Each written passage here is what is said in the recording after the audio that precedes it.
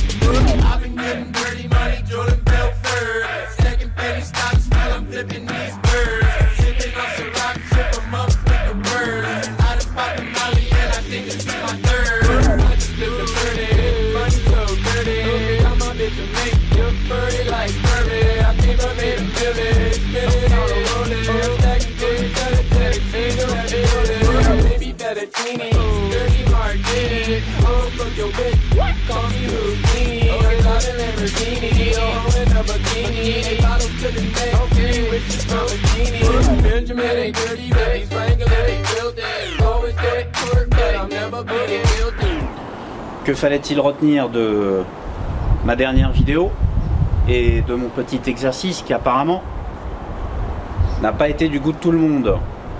Donc on va faire un petit récap. Une sonde lambda, que ce soit une sonde lambda large bande ou une sonde lambda bande étroite, ça ne réagit qu'à la présence d'oxygène ou non dans les gaz d'échappement. Je répète, c'est important pour la suite parce que tout dépend de ça. Une sonde lambda, ça ne réagit qu'à la présence d'oxygène ou non. Ça ne mesure pas ni la quantité de carburant, ni le type de carburant. Donc que ce soit de l'essence, du 95, du 98, de l'E10 ou n'importe quel mélange dans n'importe quelle proportion de tous ces carburants, lorsque la juste quantité de carburant est injectée pour consommer tout l'oxygène présent dans l'air qui est rentré dans le moteur, on a alors une combustion complète et un rapport air-carburant idéal qu'on appelle stoichiométrique, et ce, quel que soit le carburant utilisé. Ok?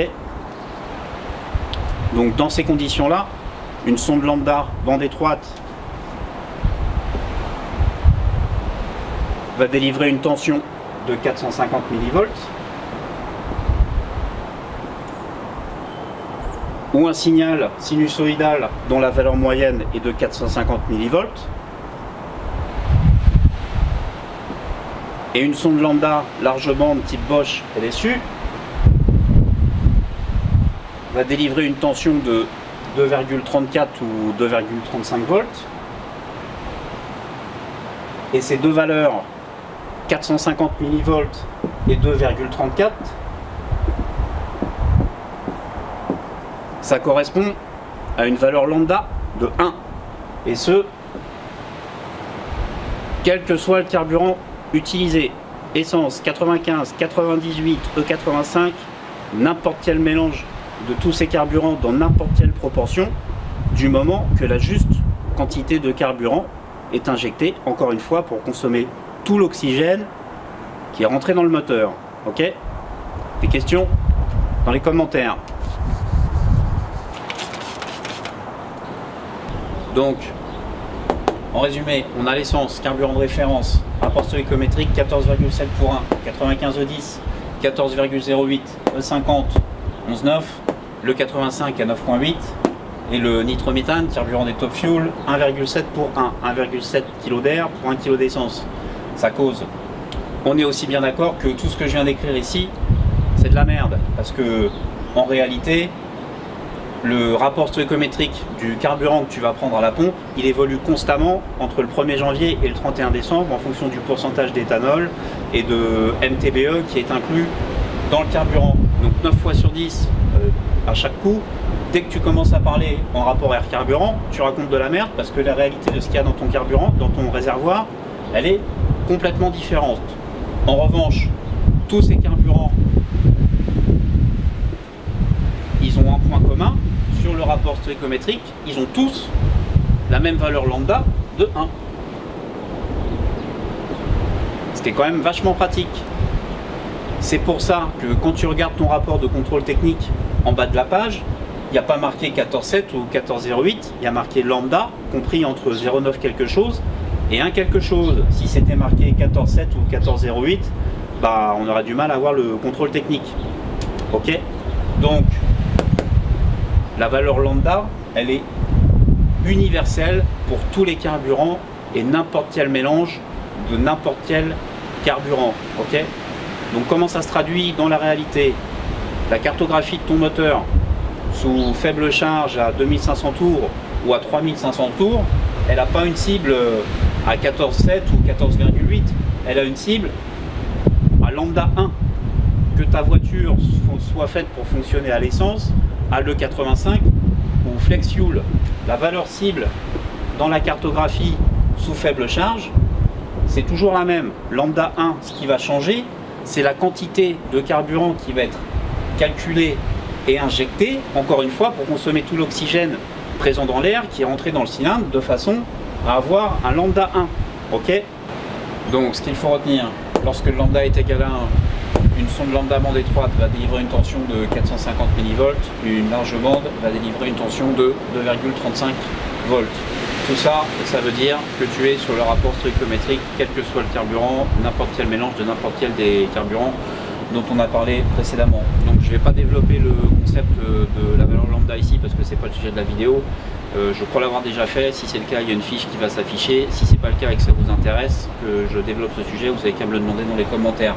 Mais bon, rapidement en deux mots, la valeur lambda c'est un équivalent au rapport air-carburant, encore une fois quel qu'il soit.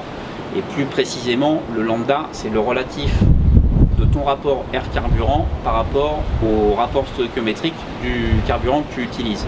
Ok? Donc lorsque la valeur lambda est supérieure à 1, on est en présence d'un mélange pauvre, donc plutôt riche en oxygène. Et lorsque le lambda est inférieur à 1, on est en présence d'un mélange riche, donc pauvre en oxygène. Ok? Là ici on a l'échelle de la lambda, donc au milieu on a lambda 1.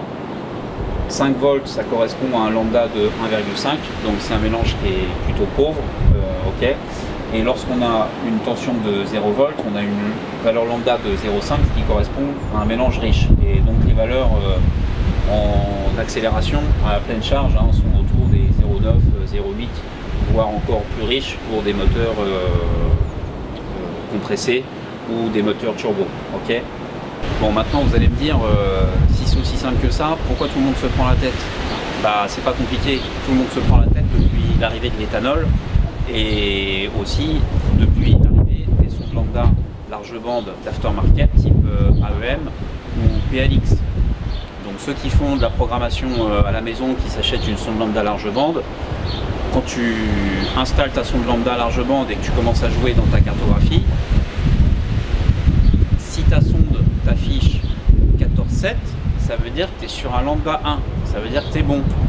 Si tu mets le 85 et avec ta sonde qui affiche 14,7, tu essayes de lui faire afficher 9,8, là tu fais une grosse connerie, parce que ton mélange il va être super riche. Ok? Je rappelle que les cibles lambda restent les mêmes, que ça soit de l'essence de l'E85 ou n'importe quel mélange des deux. Donc maintenant les sondes AEM ou PLX récentes, elles sont toutes paramétrables. Il y a des petits boutons, il y a un menu et tu peux sélectionner ton carburant de référence. Donc si tu tournes à l'essence, bah, tu sélectionnes l'essence, elle va t'afficher 14,7.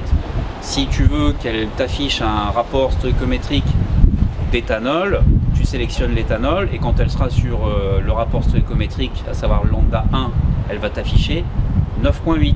Mais encore une fois, si ta bagnole elle fonctionne bien sur 14,7, si tu veux faire une cartographie E85, il faut que ta sonde lambda elle t'affiche aussi 14,7. Je répète, les cibles lambda sont toujours les mêmes à l'essence, à l'E85 et à n'importe quel mélange de ces carburants. Maintenant, on va voir pourquoi l'essence et l'E85 ont un rapport stoichiométrique différent et pourquoi, dès que tu mets de l'E85 dans ton réservoir, pourquoi ton calculateur, automatiquement, il en injecte plus. Donc, vous connaissez tous probablement la célèbre phrase qui a été reprise en boucle par tous mes petits camarades. L'E85 ayant un pouvoir calorifique ou une densité énergétique plus faible que l'essence, donc il faut en injecter plus. Je vous le dis tout de suite, si dès que tu mets de l'éthanol dans ton réservoir, ton calculateur il veut en injecter plus, ça n'a rien à voir avec la densité énergétique de mes couilles ou leur pouvoir calorifique. Ok, donc si tu n'as pas séché les cours de physique en terminale, tu dois savoir que l'essence, c'est ce qu'on appelle un hydrocarbure. C'est H, ok, et que le principal composé de l'essence, c'est de l'octane, dont la formule chimique brute est C8H18. Donc on a 8 atomes de carbone et 18 atomes d'hydrogène. Ouais, c'est un H, hein, ok. Qui vont réagir avec les 21% de dioxygène qui sont contenus dans l'air. Tu comprimes, ça chauffe, tu fais une étincelle, ça te pète à la gueule, et la réaction de la combustion produit du CO2 et de l'eau sous forme de vapeur. Ok, je répète,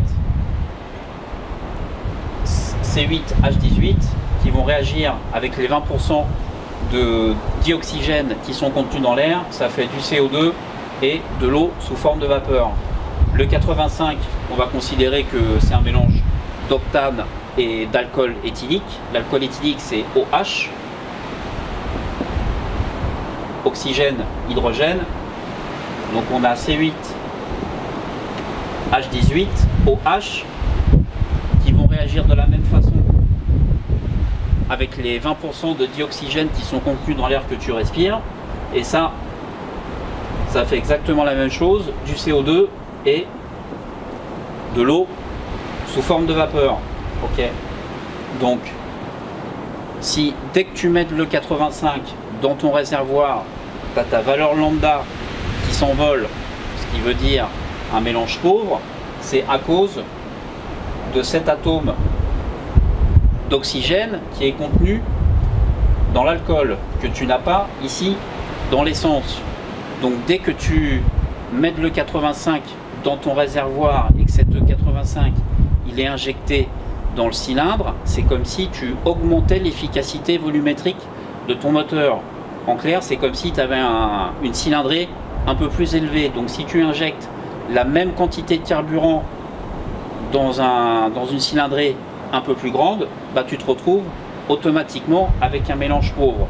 Donc c'est ça qui déclenche instantanément l'action des fuel trim, qui va voir passer un surplus d'oxygène en quelques millisecondes. Elle va réagir, la tension de la sonde lambda va chuter, pour ton calculateur ça veut dire mélange pauvre, et hop, il déclenche l'action des fuel trim pour corriger cette erreur en injectant plus de carburant pour compenser. Ok, donc en gros c'est ce qui fait que tu te retrouves sur un 4 cylindres avec un P0 160 T11 et un P0 174 en prime si tu as un moteur en V, ou un 6 cylindres à 2 bancs.